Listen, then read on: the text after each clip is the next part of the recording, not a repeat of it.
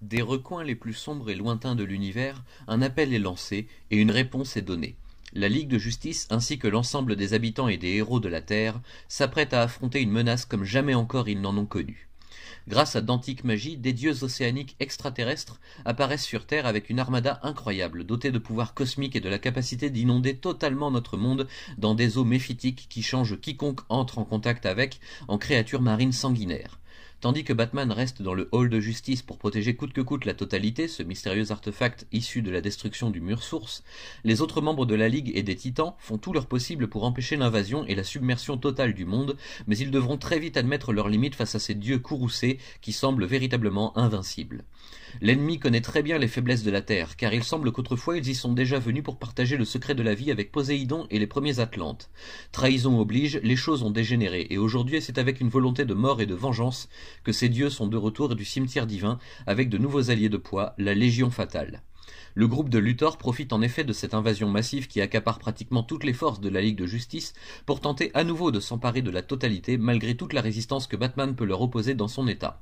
Black Manta fait cependant cavalier seul au bout d'un moment, totalement sous l'emprise du pouvoir total que les dieux d'au-delà lui ont confié pour en faire leur émissaire sur Terre. Un pouvoir qui fut arraché à Arthur Curry, autrefois Aquaman, désormais simple marin qui erre sur les eaux infinies à la recherche de sa propre raison d'être et d'une solution pour mettre fin à ce terrible conflit avant que l'irréparable ne soit commis.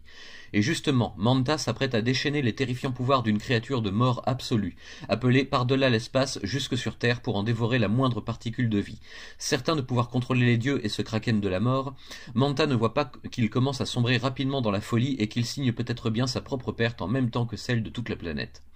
Wonder Woman ne perd pas espoir et recherche Arthur sans relâche jusqu'à ce qu'elle puisse l'atteindre et lui transmettre un peu de cette force d'espoir et d'avenir qui le caractérisait auparavant. Quand il sera prêt à redevenir Aquaman et à prendre la pleine mesure de ses pouvoirs, avec l'aide et la bénédiction de Poséidon, alors le combat reprendra également et les chances seront rééquilibrées. Il faut à tout prix faire entendre raison aux dieux extraterrestres, leur faire comprendre la monstrueuse duperie dont ils sont victimes eux aussi, et tout faire pour que le message de la vie puisse être transmis partout dans l'univers. Les plus grands héros du monde sont à l'œuvre pour une mission suicide qui pourrait bien emporter tout ce que l'on connaît, mais ils y foncent avec cœur et détermination. Et pendant que les ponts sont bâtis entre ennemis millénaires, la Légion fatale menée par Lex Luthor prépare déjà son prochain mouvement sur le grand échiquier, menant au contrôle total de toutes les réalités. C'est là un tome très très riche qui rappelle les meilleures heures de la version New 52 de la série Justice League quand le trône de l'Atlantide était menacé, ainsi que les rivages des habitants de la surface. Ici cependant on va encore plus loin dans l'intensité et dans le danger, la Terre tout entière est noyée dans les eaux maudites et il faudra vraiment toute la force d'unité possible pour parvenir à renverser la vapeur avant qu'il ne soit définitivement trop tard. Les erreurs du passé sont comprises et corrigées, le récit nous emporte d'un point à l'autre du conflit sans que l'on s'y perde, car tout est toujours clairement exposé et mis en image de façon à garder une cohérence certaine.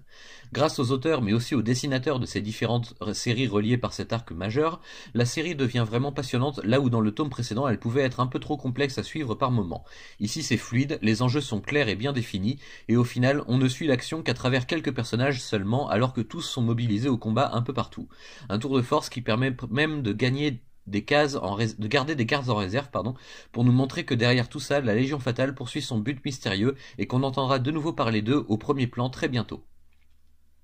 Une série vraiment très forte et très importante de l'ère DC Rebirth, et un véritable cri d'amour de tous les auteurs envers cet univers et ses personnages qu'ils portent bien haut depuis un certain temps maintenant. La qualité est au rendez-vous et les attentes sont comblées depuis le premier tome, même si, petit bémol personnel, je me demande parfois comment peuvent s'articuler les séries individuelles des autres héros autour de celles-ci tellement les événements qui s'y déroulent apparaissent gigantesques et presque absolus. Comme toujours, il faut savoir garder l'esprit très ouvert pour tout suivre et tout comprendre, mais New Justice se suffit presque à elle seule, donc vous pouvez très bien choisir de ne lire que cette série pour l'instant, même s'il est fortement recommandé d'avoir lu Aquaman Rebirth auparavant, puis de se tourner vers Arthur Curry Aquaman par la suite. Des lectures agréables et très riches donc, pas vraiment prises de tête mais qui demandent un minimum de concentration pour être pleinement appréciées. Ne vous inquiétez pas, toutes les autres séries DC Rebirth n'ont pas ce niveau d'exigence.